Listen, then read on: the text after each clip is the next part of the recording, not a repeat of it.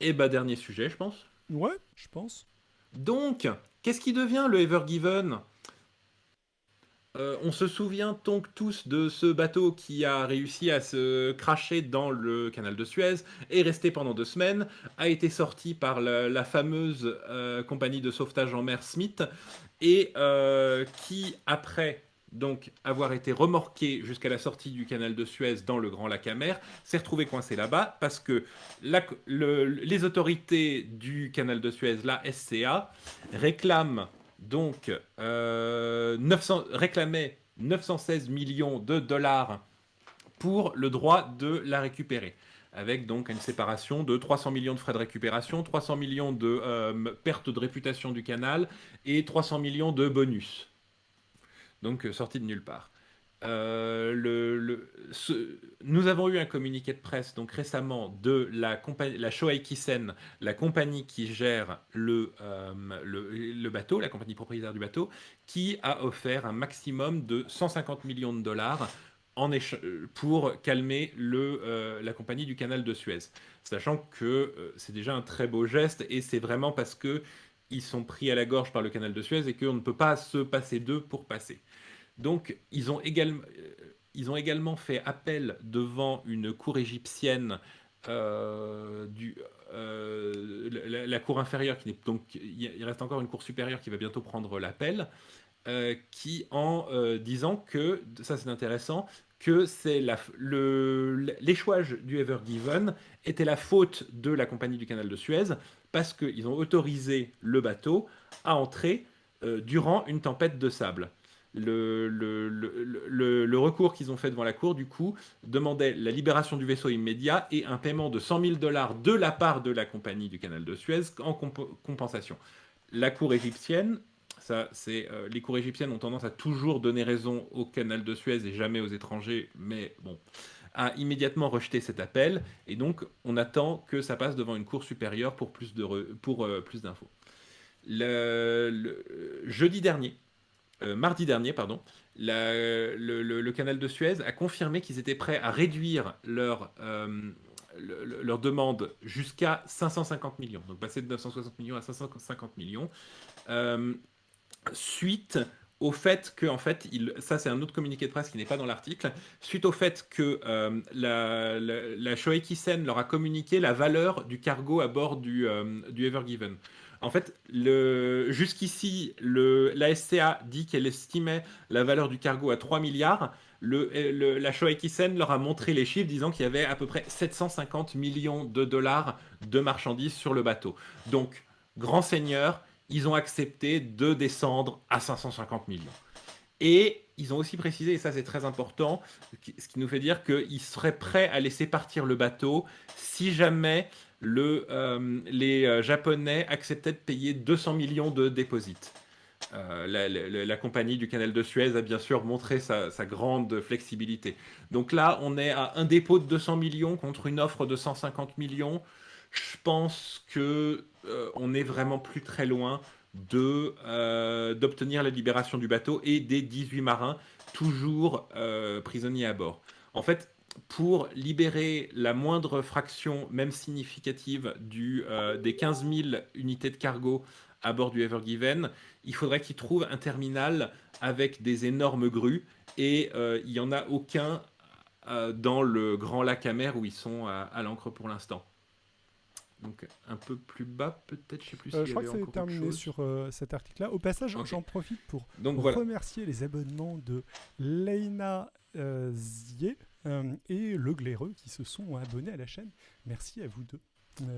Cœur sur vous. Et donc, ce que ne dit pas, mais merci à vous tous, et ce que ne dit pas l'article, c'est que on a la date du 19 juin pour un update. Donc, les 18 marins restent encore prisonniers là-bas, au moins jusqu'au 19 juin pour que ça se règle, simplement pour qu'il y ait un changement, parce qu'il faut que ça repasse devant la commission d'assurance, il faut que ça repasse devant la Cour supérieure égyptienne, donc on n'aura pas d'update avant ça.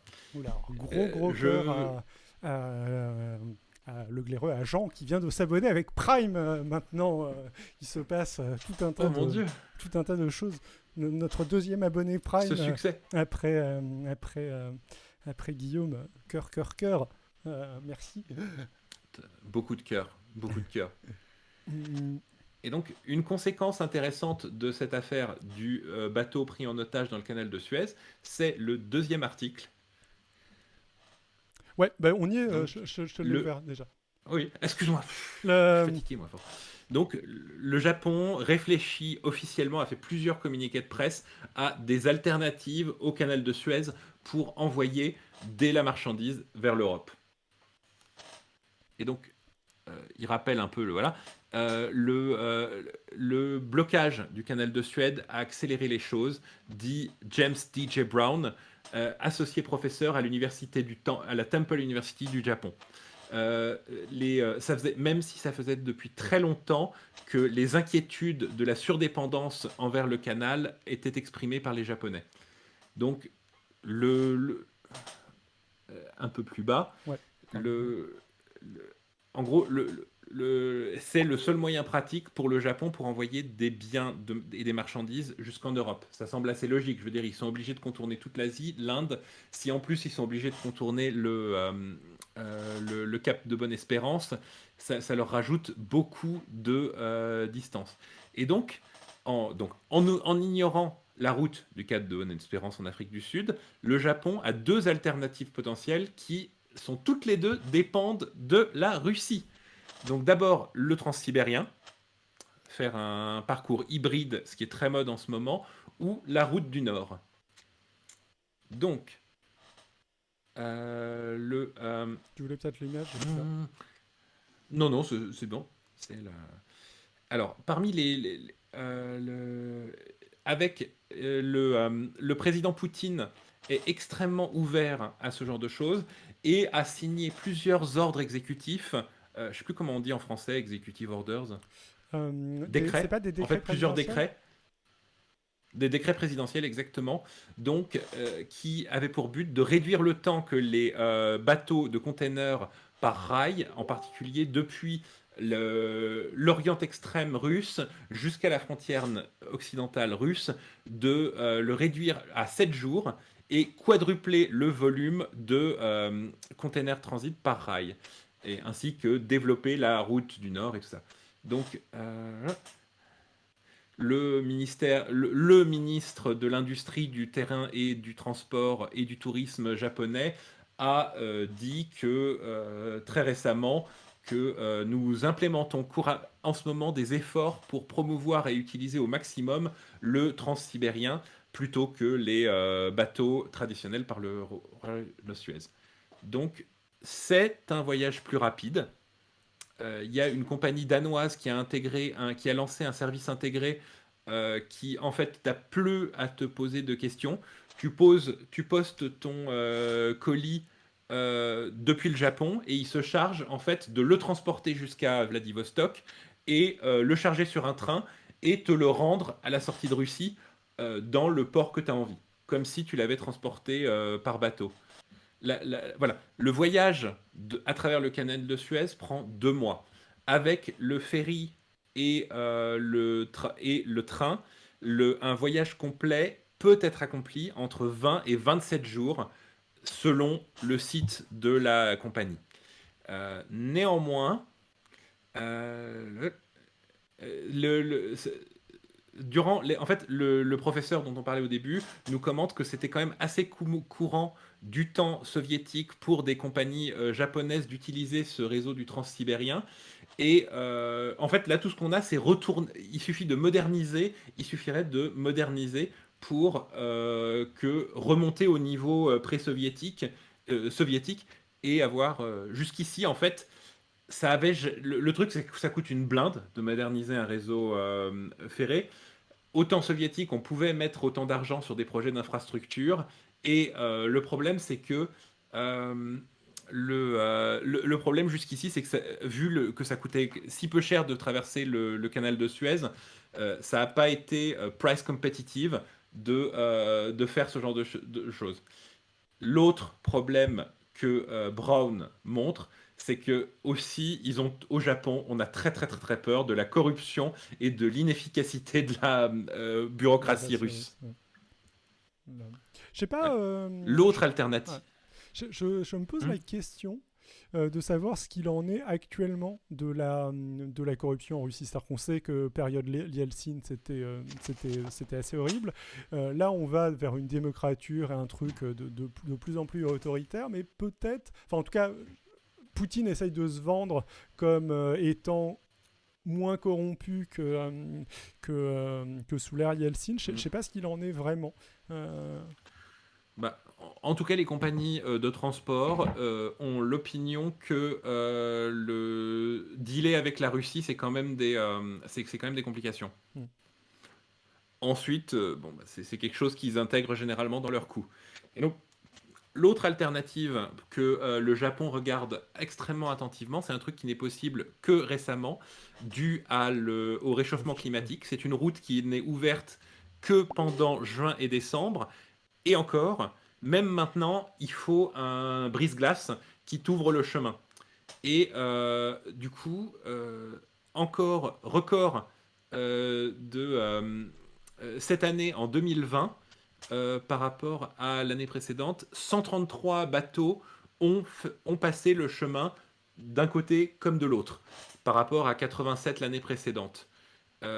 Donc c'est des convois avec plusieurs porte-containers qui traversent derrière un brise-glace qui leur ouvre un chemin en procession extrêmement proche et qui sont quand même plutôt difficiles.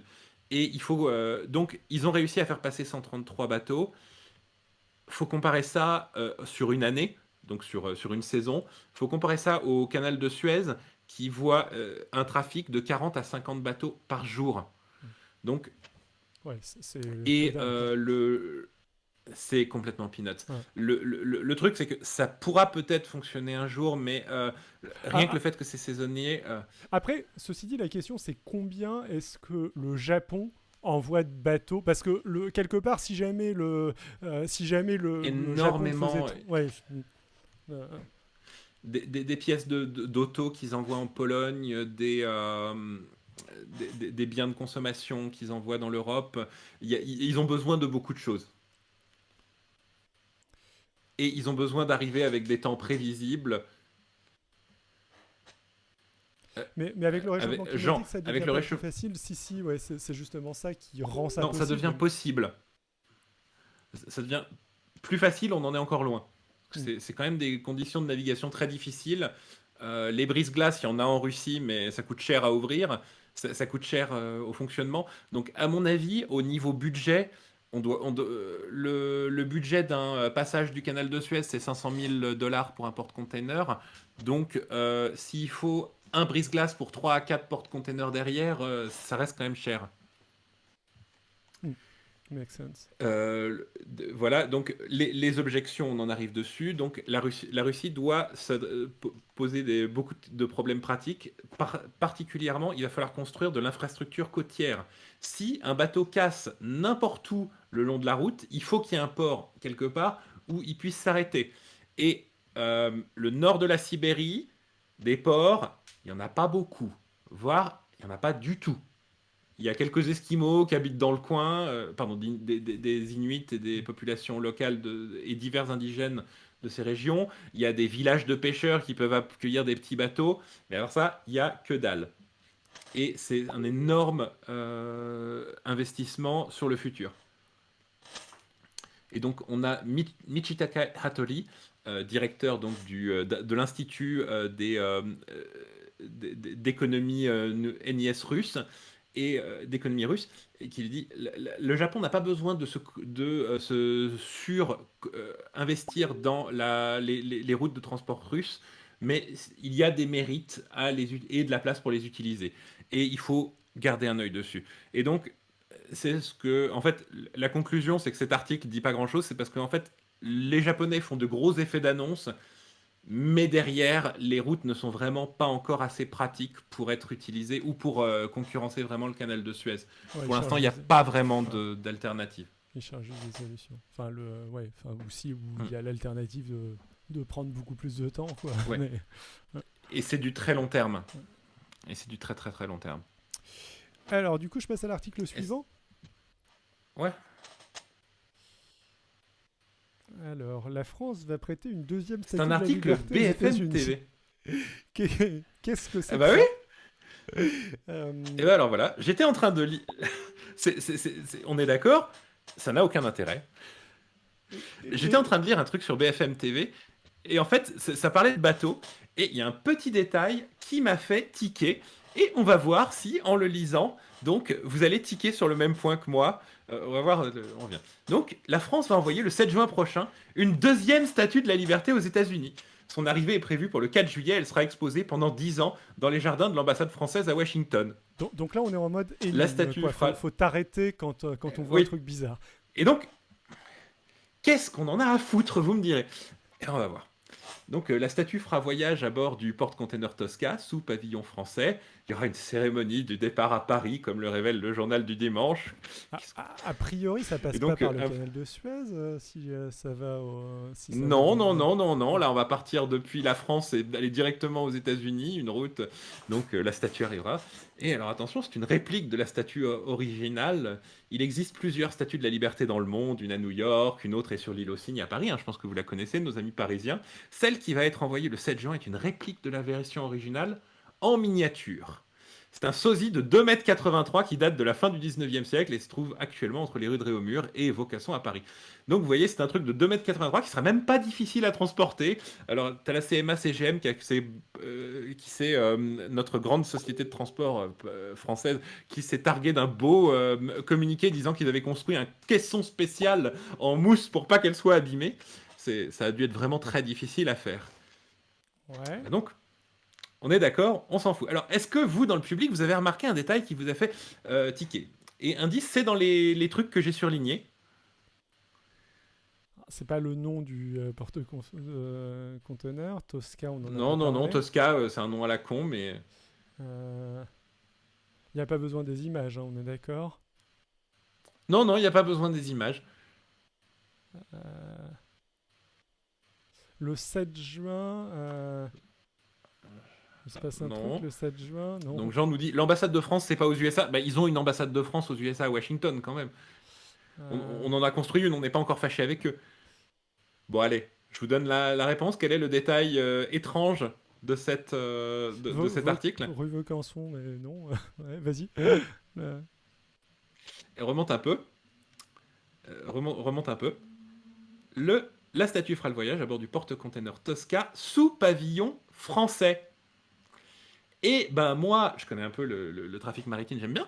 Et un porte-container qu'on arrive à trouver sous pavillon français, et ben moi ça m'étonne. Parce que même les sociétés françaises, elles utilisent des astuces pour mettre leur porte-container sous un drapeau d'un pavillon de complaisance C'est vrai, ouais. pour que ça soit le Panama ou le Liberia qui sont les deux sociétés les deux pays les plus représentés parce que ils demandent absolument aucune taxe et tu peux mettre tes marins dans des conditions d'esclavage. Ça m'étonnait. Mais donc, si c'est écrit sur BFM TV, le truc est forcément sous pavillon français. Donc David, on va aller sur Marine Tracker ensemble, on va continuer notre enquête.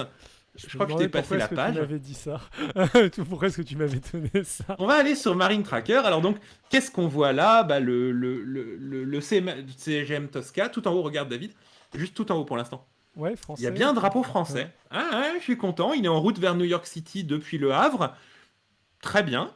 Mais moi, comme je suis un peu suspicieux, tu vois, de nature, on va descendre tout en bas et aller voir anciens noms, historique des anciens noms. Donc tout le reste, c'est C'est verrouillé parce ça, qu'il je faut un crois. compte payant. Historique des noms antérieurs. Bah, Remonte un peu pour que je vois. Ah, CMA CGM Tosca, qui avant s'appelait, portait ce magnifique drapeau. Est-ce que quelqu'un dans le public sait à quoi c'est ce drapeau? alors au hasard, je dirais le Panama. Non, c'est un drapeau français, mais un drapeau français peu Ah, connu. C'est le drapeau des îles Kerguelen. Et ok. oui, mesdames et messieurs, parce que, en fait, les Français, jusqu'à ce que ça commence à se voir, comme on voulait plus que ça aille dans d'autres paradis fiscaux, on a décidé de créer notre propre pavillon de complaisance, avec le droit de prendre des marins non nationaux à bord, de prendre des marins non nationaux à bord qu'on pouvait payer un salaire de misère, avec le droit de se passer de taxes. Et donc, 100% de nos porte-containers étaient sous pavillon des îles Kerguelen, jusqu'à ce que on remplace le pavillon des îles Kerguelen par un qui ressemble au drapeau français, histoire que ça se voit plus sur Marine Tracker. Donc ça, Donc, c'est... si tu veux mettre la dernière. Donc Oh. ça, en fait, on va passer à la page suivante que je t'ai donnée. C'est en fait le pavillon du régime français spécial. Donc, on va descendre un peu plus bas. On explique. Voilà. Donc, depuis 1986, les armateurs français utilisaient le pavillon de Kerguelen, port aux Français, terre antarctique et australe française, pour alléger leur charge fiscale sociale. Et donc, en 2007, on a remplacé le pavillon de Kerguelen par le registre international français. C'est exactement la même chose, sauf que c'est un drapeau français pour que ça fasse plus joli, pour donner l'impression que c'est pas un pavillon de complaisance et que c'est bien immatriculé avec le droit français. Et donc, au 1er janvier 2014, la France compte 284 navires inscrits au RIF, soit 80% de notre jauge brute de la flotte de commerce, en particulier tous les porte-containers. Un pavillon bis est-elle un pavillon de complaisance? La question prête à controverse. Les pays qui fournissent un pavillon bis disent non. Tous les acteurs du monde maritime disent oui.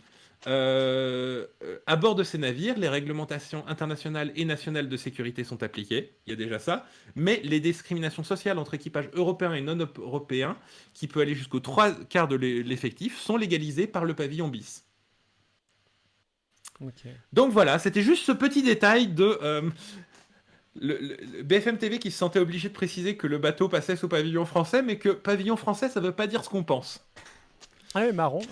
Et voilà, c'était une belle enquête. voilà, c'était un peu les chroniques maritimes.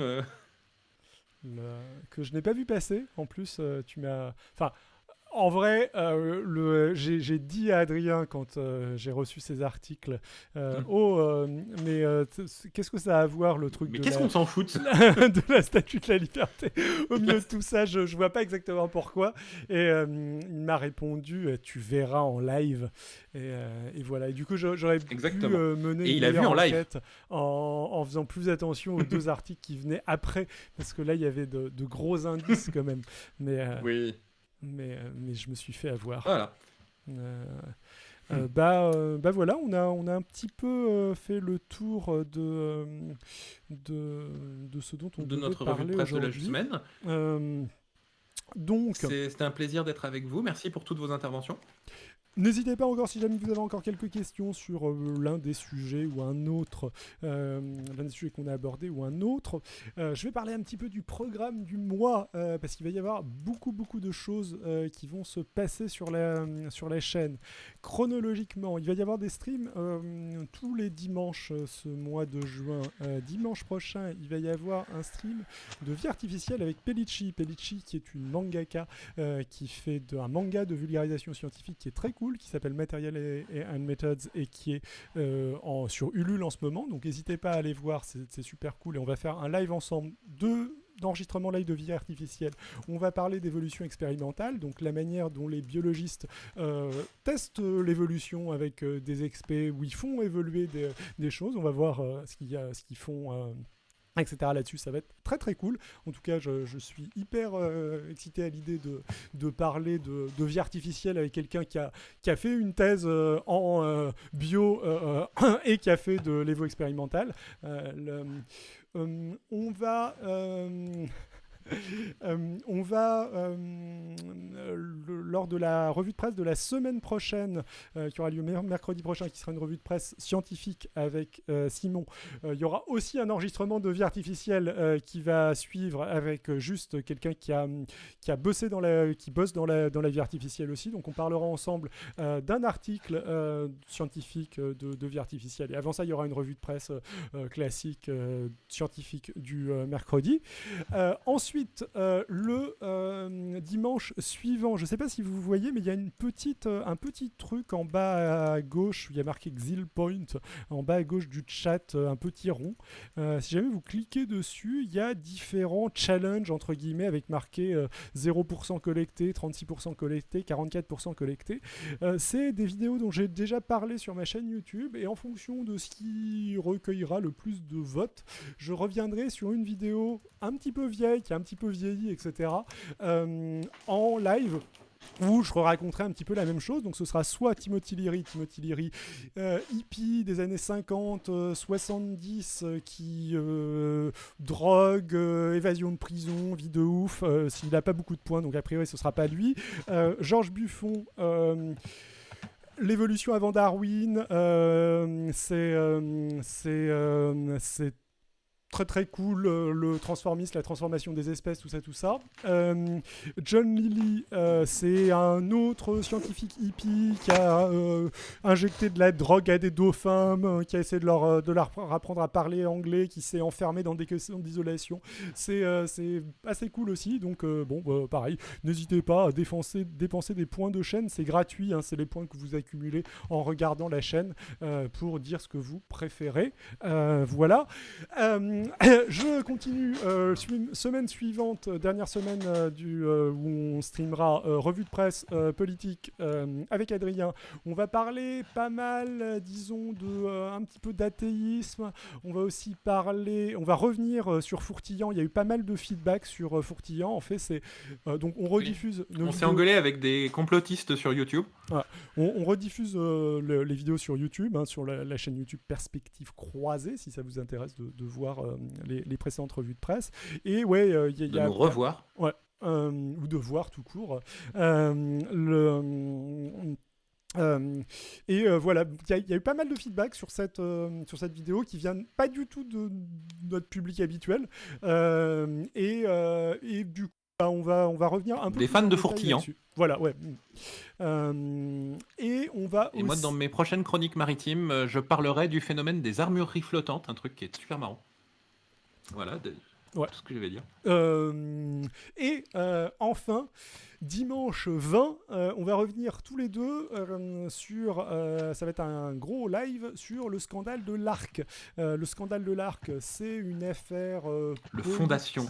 Ouais, Fondation de la recherche pour le cancer. C'était association à l'époque. Ouais, exactement. Semi-privé. Oui. Charitablo financière, en fait. Ouais. Voilà, qui existe toujours. Charitablo politico-financière. Et qui est devenu beaucoup plus cool maintenant. Étonnamment. Mais dans les années 90, il y a eu un gros scandale. Ça va nous donner l'occasion de parler de la Cour des comptes, des questions que se sont posées des gens qui étaient en mode... des sujets sexy. Ouais.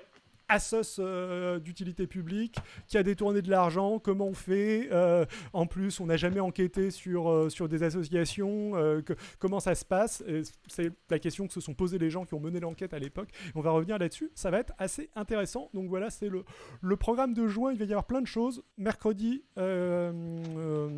vendredi et dimanche. Le vendredi, c'est moi qui joue à des jeux vidéo, voilà, mais vous pouvez venir aussi, Paradise Killer. Politique ou pas?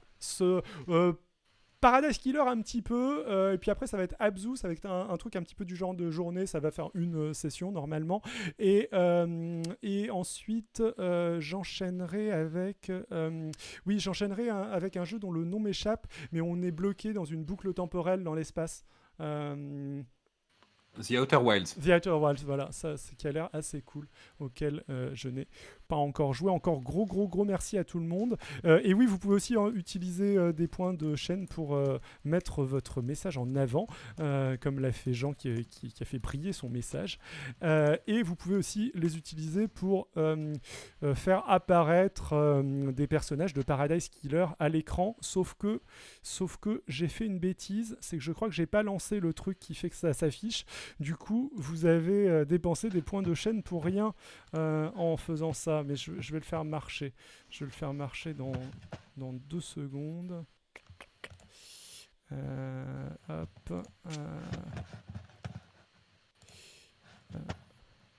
Rembourser. Mais je crois que je peux les rembourser en plus, les points de... les points de chaîne. Donc voilà, encore une fois. Et mon pénis de Napoléon, dit Jean, qui voulait qu'on revienne un petit peu sur l'affirmation de Pierre-Jean Chalençon que Napoléon avait un petit pénis. Mais un peu contredite par la sculpture de Canova, j'ai envie de dire. Même si on ne sait pas si elle a été faite d'après nature. Je pense pas que Napoléon est posé pour Canova. Enfin, ceci dit, je dis peut-être de la merde, j'en sais. Non. On note aussi, Athéna, enfin non c'est pas Athéna, c'est Niké du coup et la, et, la pomme d'Eris, pomme de la discorde, qui se retrouve là-dessus, ce qui est je sais pas si c'est un Alors, message, le- mais niquer sur la pomme d'Eris, la victoire basée alors, sur la discorde, c'est donc, ce dont j'en parle, c'est une histoire probablement apocryphe le médecin anglais qui aurait pratiqué l'autopsie de Napoléon l'aurait amputé et serait parti avec. Le truc est passé à travers plusieurs propriétaires au fil du temps et toujours jusqu'à ce qu'il soit acheté par un Américain, il me semble, en 77 qui le possède toujours en tant qu'objet privé. Il aurait été décrit, si je me souviens, comme un morceau de cuir ou une anguille très, comment on dit, shriveled, très ridée. L'authenticité n'est pas attestée. Et chez Perspective Croisée, vous savez qu'on est des gens très très sérieux et qu'on ne valide on valide toujours l'authenticité d'une histoire avant d'en parler. Donc c'est pour ça qu'on a évité de raconter. Mais c'est une histoire très drôle de suivre la liste des propriétaires. alors quant à moi, je fais apparaître tous les trucs qui n'ont pas Oui, apparu à cause. Latimer, un Américain, l'avait. Voilà. Le truc, c'est qu'il est passé. Le machin, déjà officiellement, est passé entre beaucoup de mains, entre beaucoup de mains, avant d'arriver à l'Américain, qui est une des seules, une des seules vraiment attestables. Donc Son pénis coûte moins cher que son trône. C'est pas faux. Oui, et l'authenticité pas plus attestée en plus. Alors, est-ce qu'il y a Oui, moyen de. ça c'est un collectionneur et urologue. C'est ça, Latimer est collectionneur et urologue. Oh, ceci dit, pourquoi pas, mais. mais. Il me semble que on aurait offert à sa fille. Il y a des histoires comme quoi on aurait offert à sa fille 100 000 dollars pour. Ça a été attesté que, que c'était un pénis. C'est ce qui intéressait l'urologue. Donc, dit en fait, dans c'était le peut-être chat. pas un collectionneur bonapartiste, c'était un collectionneur de pénis. mais, mais pas de test ADN. C'est con, il devrait comparer avec les cheveux pas identifiés qu'il y a sur d'autres enveloppes. J'imagine, ceci dit, que Il me l'ADN semble de que même il a Napoléon. jamais été autorisé à être photographié. Ok. Ah, marrant. Je ne vais pas chercher sur Google pénis de Napoléon. Je vois vers où tu m'amènes, Adrien, mais non, ça ne marchera pas. Il me semble, oui, il faut écrire Napoléon, règle 34. Non plus, je ne céderai pas. Il est plus grand mort que vivant, Henri III, 1588. Henri III, 1580. Nous dit Arne Cinerea. Célèbre pour son pénis aussi. Alors, je ne sais pas, je ne connais pas les bails sur le pénis d'Henri III.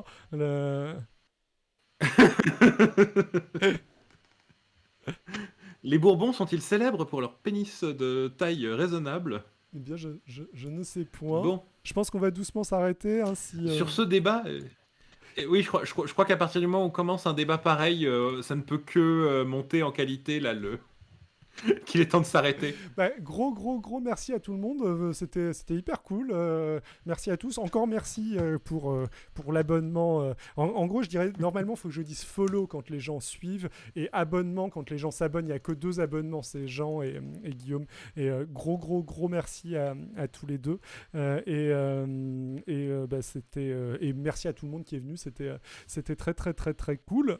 Et voilà. Merci de nous avoir écoutés. D'avoir subi mon autopromotion de tout ce qui va arriver sur le mois et voilà c'était encore super cool, gros merci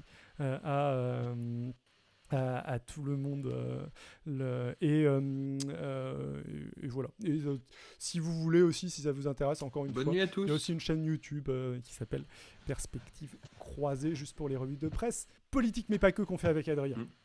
Et il y a des bons dramas dans les commentaires si vous venez venir participer. Oui. essentiellement sur la vidéo sur Fourtillant. Les autres, Pour le moment. c'est assez calme. Mais Allez. voilà. Gros cœur à tout le monde. Et on revient dans une semaine.